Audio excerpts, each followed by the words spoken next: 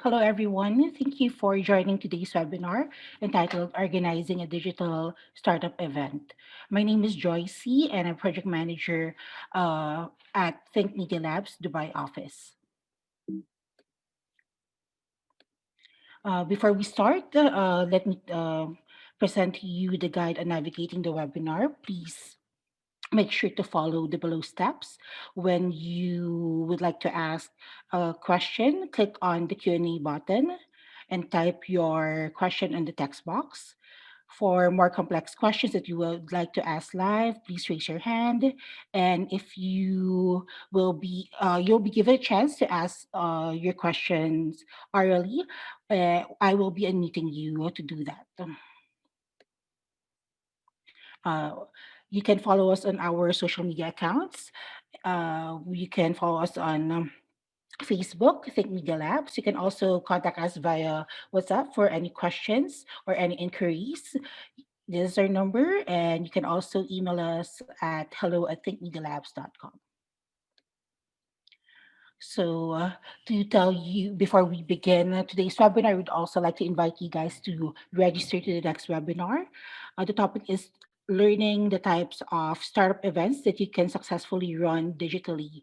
This will be on November 24th. It's also on a Tuesday at 1 p.m. UAE time. The link will be shared with you via chat. The structure of the session today is it will be 30 minutes long, more or less. The outline is we will be beginning with the main topic of the webinar, followed by Q&A.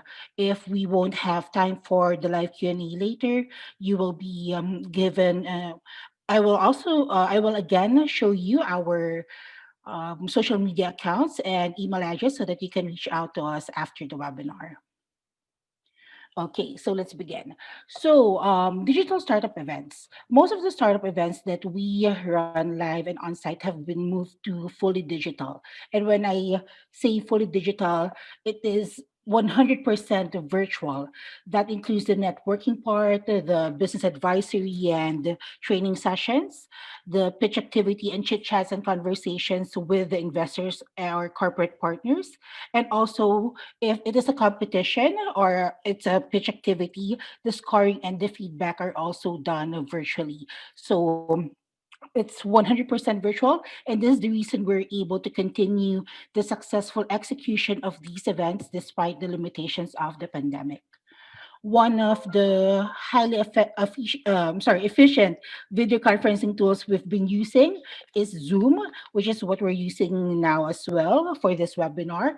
But please note that this is not sponsored by Zoom. We just really enjoy using this tool. Okay, so how do you organize a digital startup event? Almost similar to organizing a live on-site event. You just do, of course, a step-by-step planning and then executing each of the step when you create or when you organize a live event. So you begin by, if not digital, you will think of where will you be doing the event or where will you be running the event. So you think of the venue. Same with digital, with a digital event, you also think of a venue. And what we've been using for our digital events is the Zoom meeting. So setting up your digital event venue via Zoom meeting can be done in a few easy steps. It's actually very easy. You just need to schedule a meeting and do the following steps. So first, you create your Zoom meeting using the title of the event as the topic. So, for example, we've created like a startup advisory event. So, that is the topic and that is the name of the event. You schedule the time and date of the event, of course. You also choose the time zone to ensure that all of your participants will not be confused in terms of timing, especially for participants who are abroad. You also can create the breakout rooms to have private sessions within your event. I will discuss that later. And you also just save your event. so that this as you can see here, you can automatically add the event to your calendar.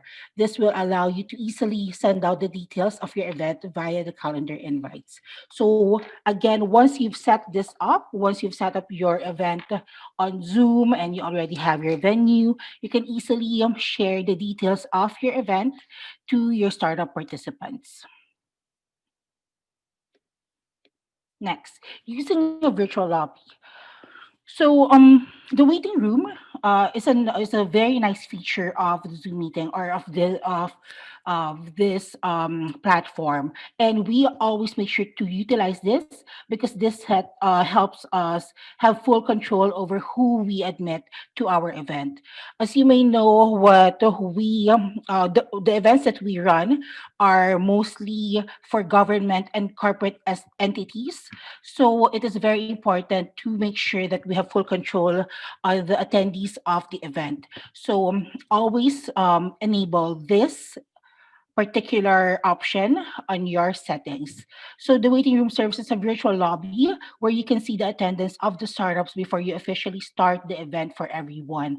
Even though you haven't officially opened your event and everyone are still in the waiting room, you can actually see who the participants or who the startups are in the waiting room. So you can also check the attendance and see, okay, everyone's there, then we can begin. So that's actually very helpful in working on the flow and preparing as you start your event. One of the features of the waiting room as well is you can broadcast a message to the startups. So while they're not in the event itself, you can send a message and let them know that they can just like wait for a couple of seconds more, or I'm sorry, minutes more, and then thank them for their patience. So this is this is a neat feature that we recommend that you use every time you have an event. Okay, assigning virtual name tags. So as you may know, one of the things that we miss in live on-site events is the networking part. So this will actually allow that networking part to still happen even on or even when you're in a digital event. This is very simple yet very effective. So what you do is you rename, because whoever comes in, or all of your participants, they come in as with the name that they have on their account or with the name that they want. So to make it look more professional and more uniform for everyone, you have the option to rename each one. And what I usually do is I put their full name, and beside their full name is the name of their startup. So the startup founder's name and then the startup company, so that everyone who sees the other attendees will be able to know who are in the event, and they will either they chat with each other during the event, or they can connect after the event, so that they continue the communications even after your event. So that this is actually very helpful and very easy to do. Okay, let's now go back to the event venue. So here I will be discussing the use of the main session and the breakout rooms. So as I mentioned earlier, we have the waiting room, which acts as the virtual lobby. We also have the main session, which serves as the digital main stage. So the main stage of the event is where all the opening talk, the guest speakers, and the general topics of the event are discussed.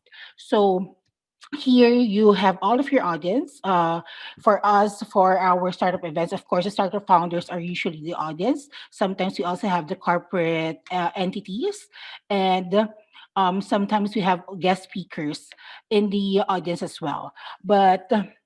Um, but here, not in the audience, but the guest speakers are part of the panel usually.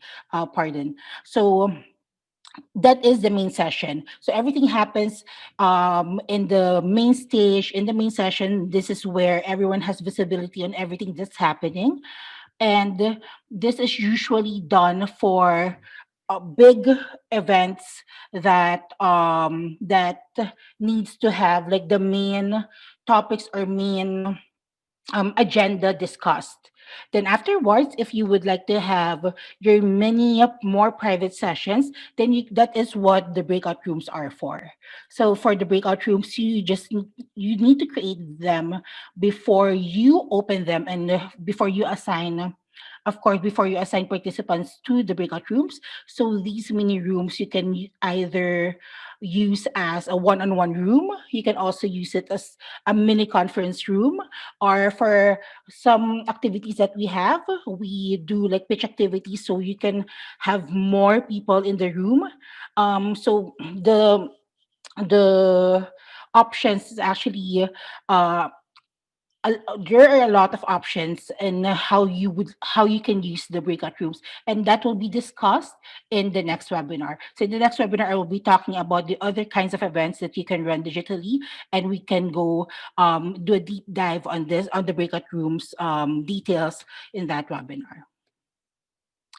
Okay, we also, of course, make sure that even though this is digital and this not live, and you don't actually like take or you don't use like the different cameras and have like different to capture the different angles of the event, it is actually easier to document the event that is digital or that is happening on just one platform. So here, where if you use Zoom, you can opt to automatically record your event by taking the automatically record meeting option in the settings, and this will ensure that you have the whole event recorded and you can use the recordings for post-event video content. So just please note that if you do record in the cloud, only the main session of the Zoom meeting is being recorded. The breakout rooms are not recorded automatically in the cloud.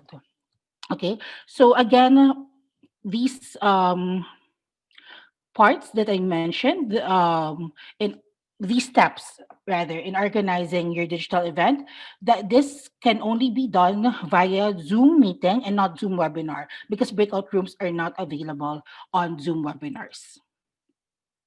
Okay, so to continue, I would like to also share some pro tips in managing a digital startup event. Everyone, please remember that setting up the conference tool for your digital event is easy. As I've told you, the steps, it's very easy. You just have to make sure that you cover all of these fields when you schedule your meeting or your event. But the live execution is actually the tricky part. So here are some of my tips when for you who will be organizing your own digital event. So first, make sure to configure the settings of your event to limit the controls of your participants as preferred. So it's very important to know what you want or what you would like to allow your participants to have control of. So uh, in a live event, you can always like it's I don't know, it can be easier to, I think, control the crowd, because they will be there. You can like literally approach them and then tell them, okay, to quiet down. If they're hecklers, that will be like harder, that will be more difficult. You have to like take them out of your venue or whatever.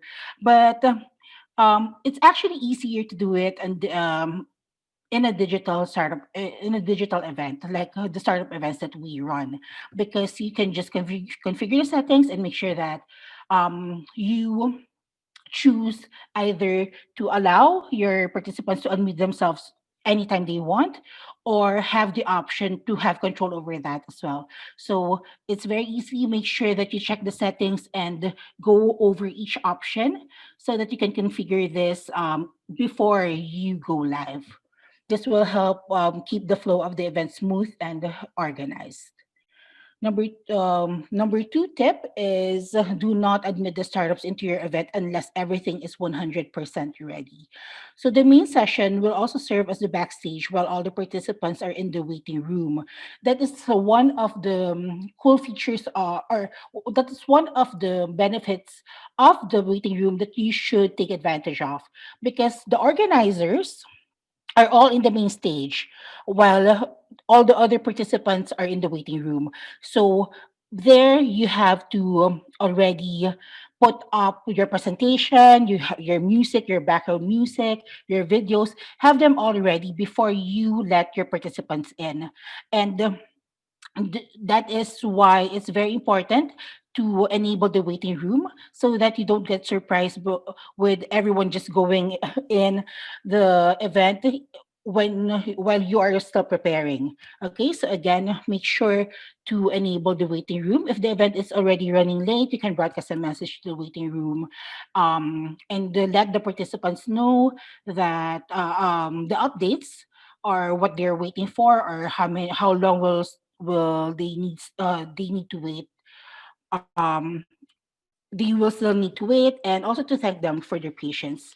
Third advice is inform everyone of the house rules, like keep themselves muted when not spoken to, and keep their videos for the duration of the event. It's also very important to let everyone know what of course, these are just reminders. Most of the people, well, for our event, we're fortunate that most of our participants are very professional, and these are startup founders who are very respectful. But of course, we reminding everyone of house rules and what not to do and what to do is always helpful, and of course is always welcome as well. Mm, Next tip is choose the gallery view to see all the participants of the event and take group photos for the documentation. So I think by default, you always see the active speaker view when you go to an event or you join a digital event on Zoom. So my suggestion is, you as a host, you choose the gallery view so that you have a good shot of everyone, of all the participants in your event. Next is this I've already mentioned. Have your presentation and virtual background open and screen shared before admitting the startup participants to your event. Again, have them ready so that once they come in, it will make you look more professional the way you're hosting your event, and it will also kickstart your event on a very it will give a wow factor to all of the audience when they come in and they see that everything is already set up. Next tip is to make sure to create extra breakout rooms in case you need an additional private room during the event. Please know that you cannot create a new room once the breakout rooms have been opened. So, one of the tips that I can give you is actually have extra breakout rooms. You can just name them a standby room so that in case you will need to group more people separately, once all the breakout rooms or all of your mini private sessions are already open, at least you have extra rooms where you can put these participants. So have extra rooms ready at all times. It is also one of my suggestion is also have a separate interview room, again, in terms of documenting the event and having content after the event that you can share on your social media accounts or to your participants. It's nice to have one room where you can do all the interviews. That is actually very easy because here you can have the interviewer and the interviewees, the participants, like just focus on what task is to be done inside that room. So again, the tip is to create extra breakout rooms, and if you can, and if you have team from your social media or marketing will be attending the event to cover or to create content or to like gather content rather, um create an extra breakout room just for the interview. Next step is before sending the startups to the breakout rooms, inform them to use the ask for help button in order to communicate with the host. This you can actually include in the house rules before, during the opening talk, and before you assign everyone to their breakout rooms. Chats in the breakout rooms can only be read by those in the same room. So this is one important thing to remember. If once the participants are already assigned to their separate breakout rooms, the only way for them to communicate with someone else in the breakout room is for them to click on the ask for help button. This will alert the host that this particular participant needs the attention of the host. Otherwise, there's no way for the participants inside the breakout room to converse or communicate with the host who is outside the breakout room. Lastly, you can only do local recordings while in the breakout rooms, and this has to be done manually. So please make sure that once you are in the breakout room, or if you are assigning residents or those who will be stay in the breakout rooms as part of the as a representative of the organizing team, please make sure to tell that representative to click on the record button, because you can only do manual recording of the breakout rooms. And if you don't do a recording of that, like do it manually, start the recording manually, you won't be able to gather or document or gather or cover rather cover and document whatever is happening in your mini sessions. So please do remember that as well. And last but not the least, live online events can still be stressful for organizers, but I would really like recommend to take advantage of the fact that you don't have to run around like in live on-site events. Eh, Both events, of course, all kinds of events. I think those everything that is live is very stressful. But unlike in live events, like that you have to like if to be able to fix something, you have to run to there, talk to this person, and go from one side to another. Here, it is also stressful, but you can. It's not as tiring in the sense that you don't have to run around. If you need to talk to someone, chat with someone, call that person, do those things while you are in the comfort of your own chair. So try to relax and enjoy the event as much as you can. And as long as you've prepared well, it's always very important to be set and have everything like prepared, be extra um not well be if you're a perfectionist, that's great, but be extra, you um check the nitty-gritties. Always check all of everything, have a checklist, and always update that. And once everything is ready and you've confirmed like twice, thrice that everything is ready and all set, then there will be like lesser chances of any issues or any problems happening in your live event. So again, if you're doing this digitally, which what we recommend to do now, especially during these times, just as long as everything's ready, you know that they're ready, relax, enjoy, and take advantage of this of you being able to see everything that's happening in the event without even walking, or without even moving your feet. So that is my final tip. Enjoy and relax, and um just yeah, so basically just enjoy the event as much as you can. Okay, so those are our tips in managing a digital event. Let me just tell you again about us. We are Think Media Labs. We're a team of business growth specialists that organize startup development programs by government and corporate entities. So we organize these programs for these entities here in Dubai, and also other countries outside the UAE, and aligned with the strategic vision to shape the future of the Dubai economy of His Highness Sheikh Mohammed bin Rashid Al Maktoum.